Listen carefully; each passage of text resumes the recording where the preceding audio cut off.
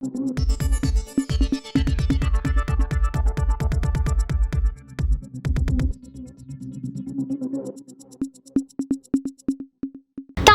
அரசியல் களத்தில் தமிழ் தேசியம் என்ற பெயரில் அரசியல் செய்து வரும் சீமான் கூட்டணியே இல்லாமல் தனித்துதான் எனது தேர்தல் அரசியல் இருக்கும் என்று வீராவேசமாக மைக் முன் பேசி வருவார். ஆனால் எதிர்வரும் 2026 தமிழக சட்டமன்ற தேர்தல் களம் சீமானின் அரசியல் நிலைப்பாட்டை மாற்றம் கொள்ள செய்திருக்கிறது. அந்த மாற்றத்தால் சீமான் அரசியல் களத்தில் செய்து வரும் அரசியல் நடவடிக்கைகள் என்ன என்பது பற்றி விவரிக்கிறது இந்த செய்தி தொகுப்பு. 8% வாக்குகளை 16% வாக்குகளாக மாற்றிவிடலாம், அடுத்து 30% வாக்குகளாக மாற்றி ஆட்சியை பிடித்து விடலாம் என்ற சீமானின் நினைப்பில் மண்ணை அள்ளி போட்டிருக்கிறது ரகசிய சர்வே முடிவு.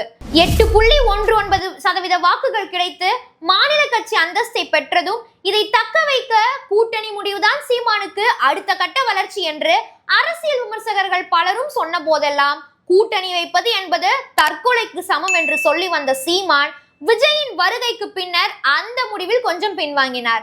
அதிமுக திமுகவுடன் மும்முனை போட்டி என்று நினைத்திருந்த போது போட்டி களத்தில் தாவேகாவும் இறங்குவதால் கிடைக்க பெற்றிருக்கும் வாக்குகள் சதவிகிதம் ஏறுவதற்கு பதிலாக இறங்கிவிட்டால் என்னாவது என்று நாம் தமிழரும் சீமானுக்கு அறிவுறுத்தி வந்த நிலையில்தான் விஜயுடன் கூட்டணி வைக்க முன்வந்தார் சீமான்.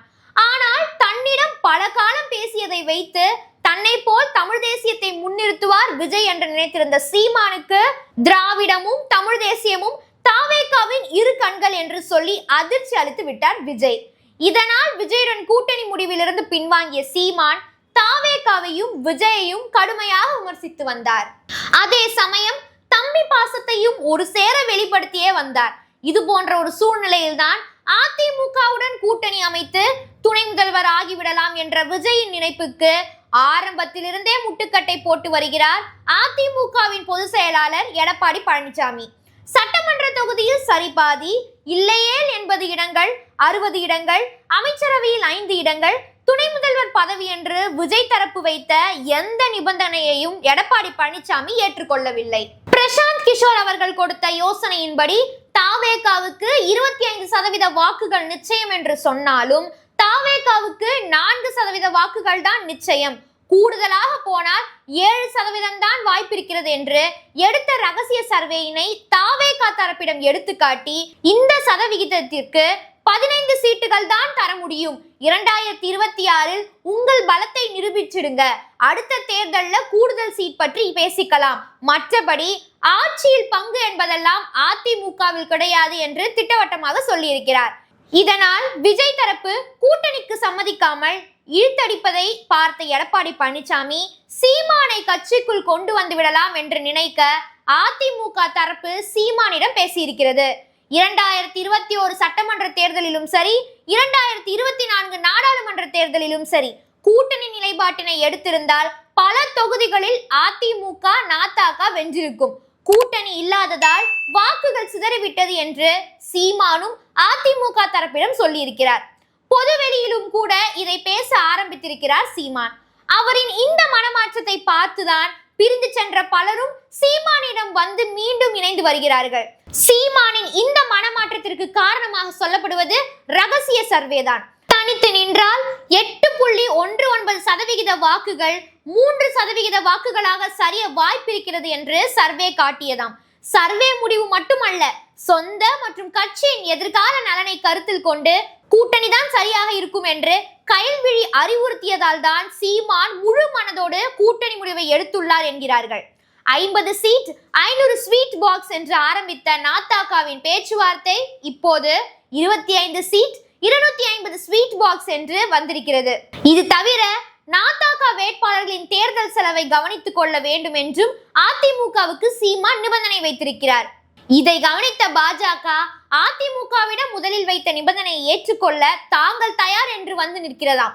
பாஜகவுடன் கூட்டு என்றால் கூடுதலாக துணை முதல்வர் பதவி வேண்டும் என்று கோரிக்கை வைத்திருக்கிறாராம் சீமான். அதிமுகவுடன் சீமான் போய்விட்டாலோ, அதிமுக பாஜக நாத்தாக்கா எல்லாம் சேர்ந்து இணைந்து விட்டாலோ நம் கதி என என்று யோசித்திருக்கிறார் நடிகர் விஜய்.